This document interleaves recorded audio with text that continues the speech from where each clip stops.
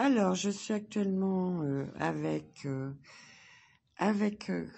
Carole, qui est élève à l'école depuis 2 ans et qui a envie de témoigner un petit peu justement de ce que lui a apporté l'astrologie karmique dont elle m'a parlé en privé. Et là, on va en parler, évoquer un petit peu plus.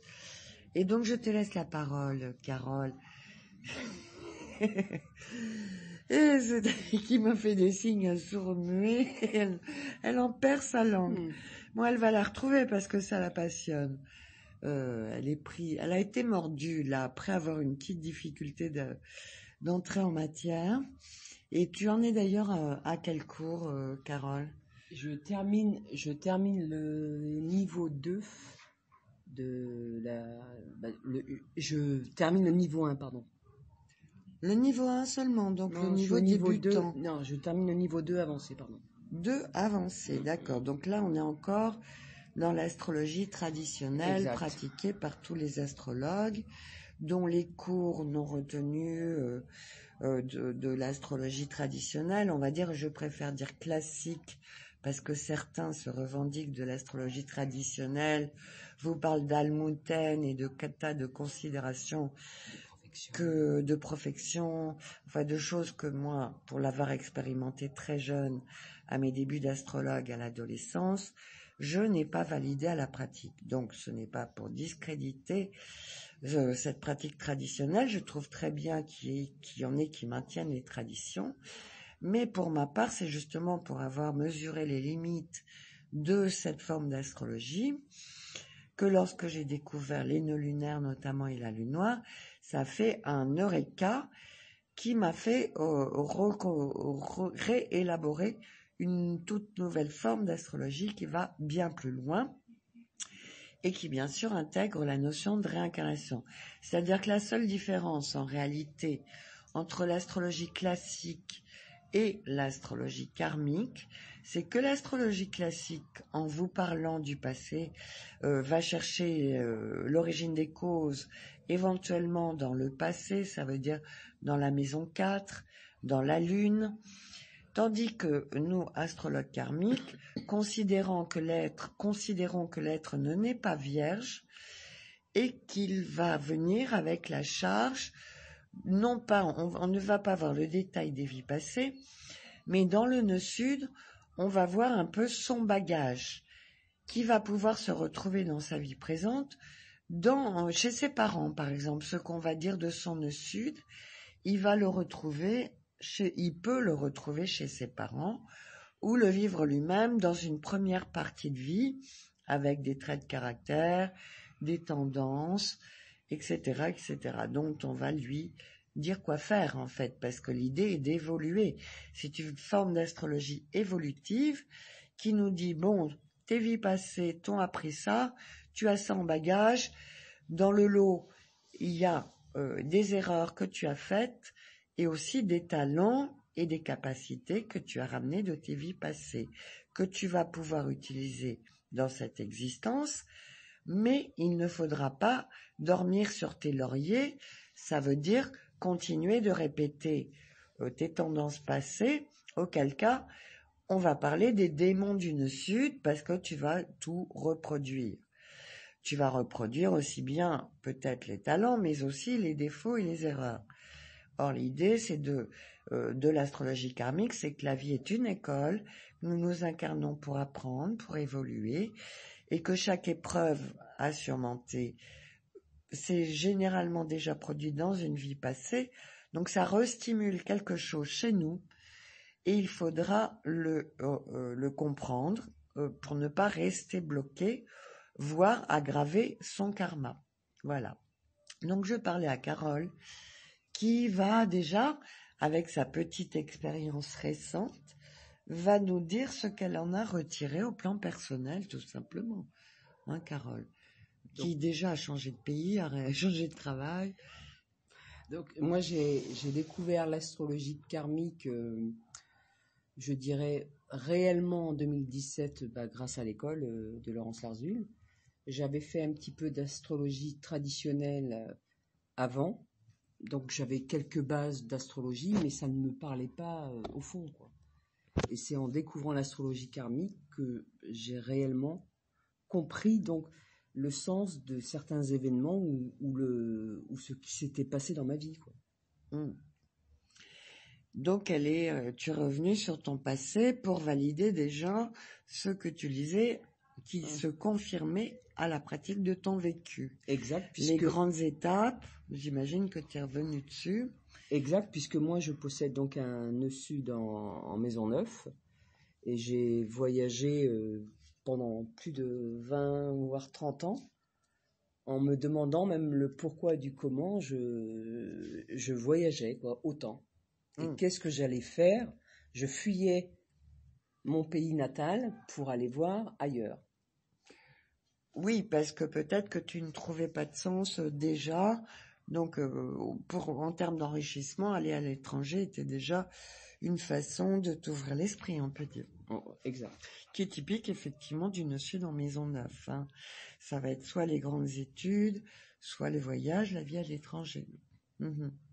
Et en rentrant, enfin, du moins, maintenant que tu as trouvé ta raison, la vraie façon d'évoluer, tu rentres donc en France. Exactement.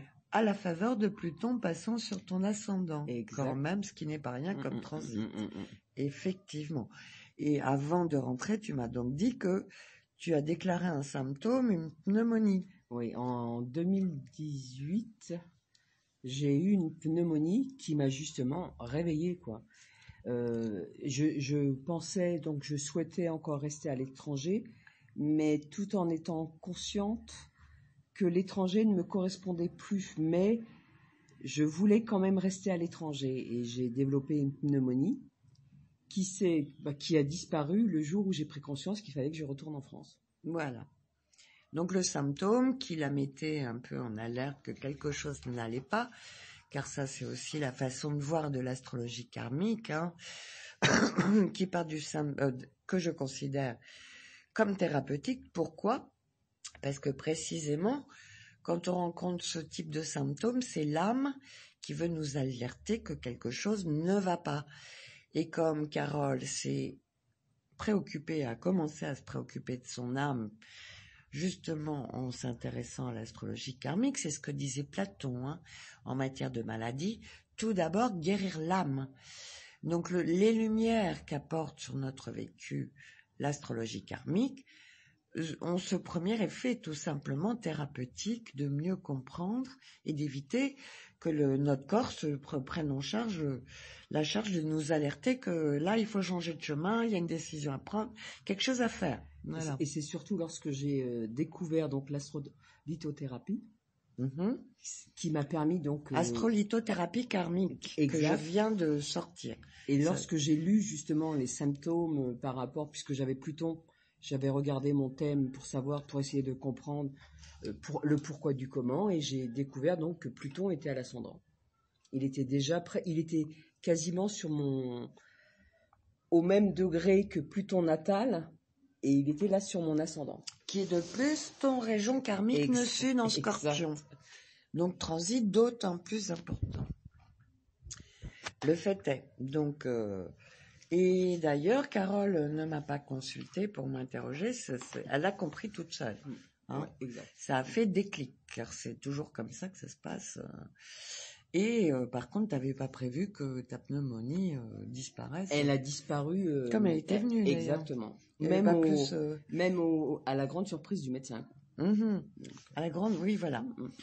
Donc voilà ce qui nous confirme donc, puisque c'est vrai que mon dernier ouvrage qui vient en complément de ce qu'on peut considérer d'abord comme des manuels d'astrologie, avec mon dernier ouvrage Astrolithothérapie karmique, je pense mieux permettre de comprendre l'effet thérapeutique justement en lien à notre évolution, parce que on met en relation les chakras, les planètes, les pierres, les traitements homéopathiques, les couleurs, tout ça est relié. Hein. Ça, c'est la tradition astrologique qui a toujours, je le rappelle à chaque fois, qu'Hippocrate, sur lequel les médecins prêtaient serment, puisque j'ai appris récemment que ce n'est plus le cas, évidemment, ils se sont transformés en agents de l'industrie pharmaceutique, en commerciaux. Donc cette tradition malheureusement se perd et en fait elle se préserve au travers d'astrologues comme moi, sachant qu'il y a aussi beaucoup de thérapeutes qui utilisent mes ouvrages pour aider leurs patients à décoder leurs symptômes, à les comprendre, à mieux comprendre pourquoi la maladie survient. Voilà. Et donc ce dernier ouvrage fait un peu la synthèse enfin permet de mettre en pratique, parce que les pierres peuvent être la lithothérapie, bon c'est un domaine qui est connu, et quand on l'utilise en accord avec les régents karmiques, enfin ce que l'on sait, ce que l'on décode par une étude karmique, ça va favoriser la libération de symptômes et l'évolution spirituelle, voire des blocages, parce que si Carole était restée là où elle travaillait en Lettonie avec son symptôme, elle serait peut-être morte là-bas, non? Et Pluton aurait signifié le pire, voilà, de son mort à l'étranger, hein, avec ton Et c'est surtout qu'il y avait aussi Saturne. Saturne était également présent, quoi. Il était un petit peu plus loin. Il était où? Il était un petit peu plus haut. Plus haut? Non, mais je sais pas à quel degré, mais il était plus haut. Lui aussi en Capricorne. Ah oui, parce qu'il y a Saturne, et ben oui, elle est ascendant Capricorne et donc parfaitement concernée par la conjonction actuelle Saturne-Pluton. Donc, comme je lui dis, elle est en train, en quelque sorte, de reconfigurer son logiciel grâce à l'astrologie karmique qu'elle est en train d'étudier. Et elle est venue me rencontrer ici à ce titre, voilà. Donc voilà, écoute, je pense que pour une introduction et un test, on peut en rester là pour le moment. Hein. Bien sûr. Voilà. Premier effet, l'astrologie karmique a vocation thérapeutique. Ah oui, et donc j'étais partie sur Hippocrate, qui disait donc à l'époque que nul ne peut se prétendre médecin s'il ne possède l'art de l'astrologie, qui est considéré, je la défends, comme un art plus que comme une science, comme on parle et parlait d'art médical, qui est celui du diagnostic en réalité, hein, bien plus que du traitement, parce que encore faut-il ne pas, enfin l'allopathie va vous traiter le symptôme, tandis qu'avec l'astrologie, on va chercher la cause, parce que traiter le symptôme ne sert à rien si on ne remonte pas à la cause de la pathologie, qui peut être diverses et variées. Mais c'est vrai qu'on peut prendre l'exemple donc qui est très ponctuel de Carole, où son Pluton, étant donné qu'elle a Pluton en 9, qu'elle a le Scorpion en maison 9, qui est donc son régent karmique, là il était l'heure de se réveiller pour Carole, hein. Sinon j'ai eu écho d'autres gens vivant cette forme de transit, il y a eu des rappels un peu plus douloureux et plus violents. Voilà. Mais comme elle a fait déjà la démarche avant, hein, depuis 2 ans, t'es inscrite à l'école depuis quand? 2017. Novembre 2017. Voilà. Voilà, ça va faire 2 ans précisément, puisque nous sommes en novembre 2019. Et donc, elle a déjà commencé un bon bout de chemin, parce que elle suit les cours de façon scolaire, mais elle a aussi, et je l'ai félicité de ça, un travail de recherche personnelle par rapport à ce qu'elle apprend. Elle le met en pratique sur sa carte astrale pour voir tout simplement si on ne leur enseigne pas des conneries aussi. Et elle a bien raison. Moi, c'est comme ça que j'ai commencé l'astrologie, et pour ça que j'ai été convaincue de l'astrologie, à l'époque qui n'était pas karmique, mais au moins vérifier qu'un chagrin d'amour peut correspondre, quand on est jeune, à un carré de Saturne à Vénus. Hein, ça, là, j'ai validé mes premiers mots, parce que c'est en fait un chagrin d'amour qui m'a mis à l'astrologie. J'ai validé par ma propre expérience la vérité de ce qui se disait dans les livres d'astrologie. Voilà. Plus que d'un astrologue, hein, parce que quand on ne fait que consulter un astrologue, on est toujours en droit de se dire, oui, il dit ça parce que ça. Enfin, mettre en doute sa parole. Quand on va lire des manuels qui servent à pratiquer l'astrologie, là, on le valide par soi-même. Et donc, c'est important d'acquérir, de se dire qu'on ne perd pas son temps à attendre quelque chose qui ne nous sert pas à rien, vu la façon de plus dont on discrédite l'astrologie dans la société actuellement. Et c'est bien pour ça, d'ailleurs, pour la réhabiliter, que ce podcast est créé aussi. Voilà, donc on va conclure là pour un premier essai. 15 minutes, ça me paraît une bonne dimension. Voilà. Alors, peut-être que ça n'a rien enregistré. Arrêtez, c'est où?